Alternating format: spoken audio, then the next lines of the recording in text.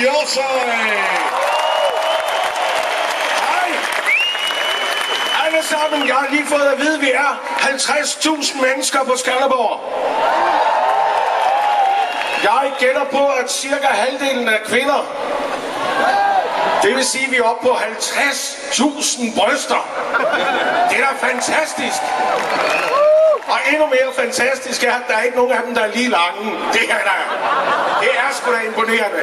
Hold da kæft. Prøv at høre, vi er jo rigtig mange samlet, og det jeg synes, der er så dejligt, det er, at vi er mennesker i alle aldre. Jeg troede jo nærmest, at jeg ville være den ældste her, men jeg har lige mødt Sebastian ude bagved. Så tænker jeg, en anelse uoplagt. Men så har jeg lige mødt Sebastian ude bagved. Han virker en anelse træt, men jeg synes, det er dejligt, at vi er så mange mennesker i alle aldre, der kan feste. Hvis I er lidt i tvivl om, hvor gammel hende eller ham, I står ved siden af, egentlig er, så vent indtil bandet går på, og dansen begynder. Fordi der er ikke nogen mere sikker måde at fastslå folks alder på, end måden, hvorpå vi danser. Det er så smart indrettet med os mennesker, at jo ældre vi bliver, jo højere op med armene danser vi. I vil kunne se de 16-årige tøsepiger hernede foran, de står og pumper afsted på det samme sted hele aften. Så kan man også lige sende en sms til en veninde. Men så snart man op i min alder har passeret de 40, så har vi fået albuerne med op. Så skal der sagt med boogies igennem. Flyt dig for helvede, jeg danser her. Jeg har nået den alder nu, hvor jeg begynder at bide mig selv i underlæben, når jeg danser. Så er der de lidt ældre mennesker, som på alder med min far, de er typisk heroppe at køre. Det er et spørgsmål om at holde balancen simpelthen. Så er det de helt gamle, i hvert fald min familie, min mormor for eksempel, altid op i strakte arme og med spredte fingre, nærmest vinkende til folk omkring sig, sådan for at signalere, kig på mig herover, det kan blive min sidste dans. Ja, lige nu, der må jeg sige, så fik jeg afsløret min alder, og jeg er kommet her siden 1985. Festivalen bliver bedre og bedre og bedre. Jeg har det lige så sjovt, som jeg altid har haft. Men lige nu må jeg også erkende, at jeg ligner mest af alt en, der er kommet for at hente nogen. Ja, men altså...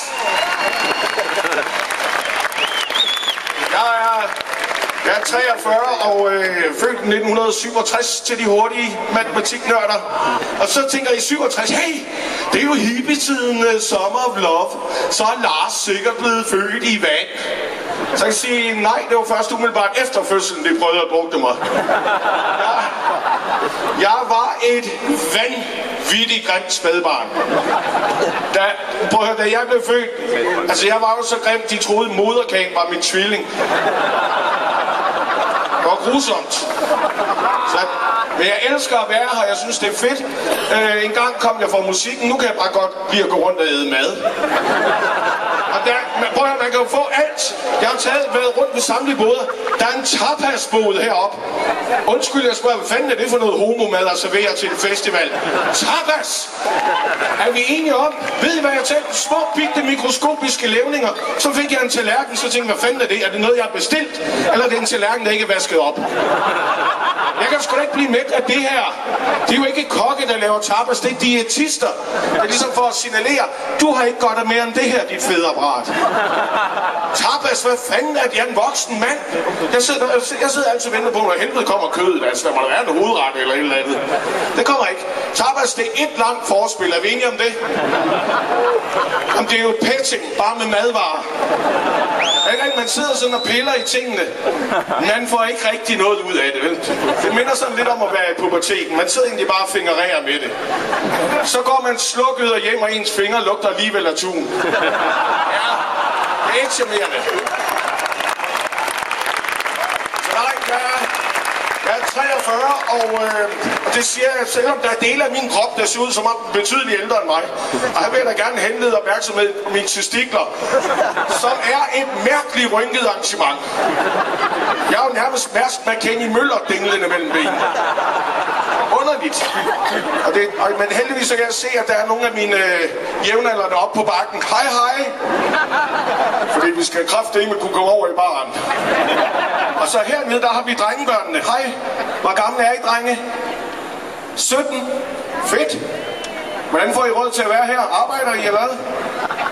Sej, jeg har stor respekt for unge mennesker, der laver noget. Det er i puberteten, jeg lavede ikke en skid. Jeg ved ikke, hvad fanden jeg fik tiden til at gå med.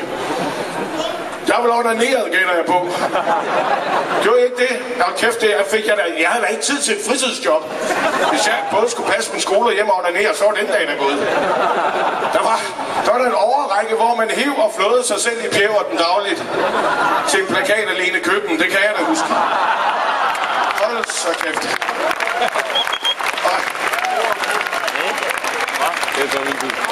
Nej, det fik jeg lang tid til at gå med. Det var ikke fordi, der manglede ikke advarsler. Min mor, hun havde altid noget med, nej, men det er da bare lige en fase, knægten han skal igennem.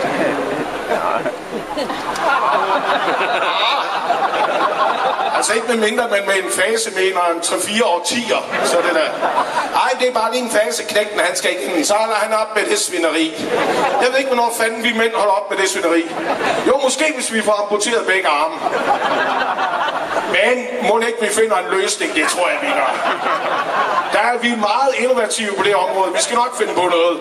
Jeg tænker, hvad fanden er det for en fræk bil, der står åben herovre? Okay. Tro mig, vi finder på noget. Ej, det er jo manglet fandme ikke med de der. Nej, men Lars, er du ikke klar, hvis du onanerer, så bliver du blind. Og der er jeg da utrolig glad for, at jeg nåede at stoppe lige i tide. Hold så kæft. 2 rusketure mere.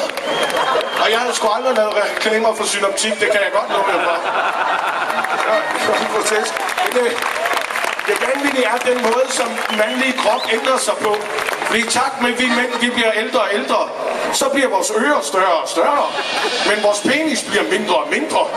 Det er som om Gud har sagt, hey, Tryllekloven, du er færdig med at klippe. Til gengæld skal du høre for det. Okay. Tak skal I have. Det er en god fest.